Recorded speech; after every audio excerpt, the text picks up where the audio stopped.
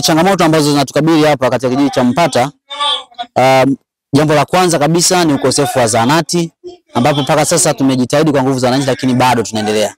Jambo lingine ni ukosefu wa barabara ambazo zinatuwezesha sisi kufika maeneo ambayo tunastahili kufika kwa huduma nyingine za kijamii. Sisi changamoto kubwa ni shule. Shule yetu ina wanafunzi wengi lakini madarasa ni machache. Hivyo pia katika shule yetu nyumba za walimu hatuna.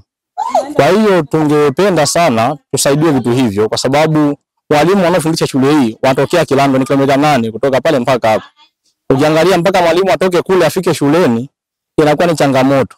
Ile inapelekea hata mwanafunzi anakuja shuleni anachelewa kufanya kwanza mwalimu hajafika. Changamoto yetu ni zahanati na barabara yetu hii mbovu. Tuombeeni mtusaidie ndugu mheshimiwa mbunge. Mimi mnajua serikali ya Chama cha Mapinduzi imetengeneza bandari pale Kipili. Kweli sio kweli? Kabwe bandari ipo haipo?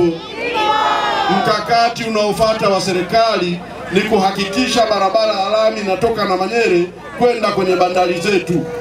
Barabara ya lami kutoka Liazumbi kwenda Kabwe. Maana yake ni nini? Tunakwenda kuongeza idadi ya mizigo inayosafirishwa kwenda Kongo kupitia bandari zetu. Tunaenda kuongeza ajira za vijana wetu. Hapo vipi? Hapo sawa. Ni watonye nisiwatonye?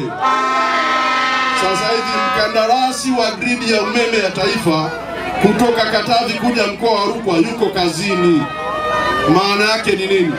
Umeme ule ukishakuwa wa gridi, tutaanza kuona wawekezaji katika viwanda vidogo vidogo na viwanda vya kati.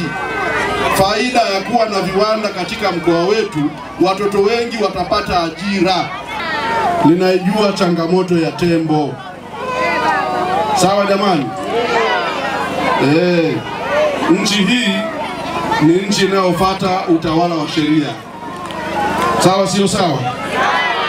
Wananchi wana haki ya kuishi, tena haki zao ni haki za msingi kuliko haki za tembo.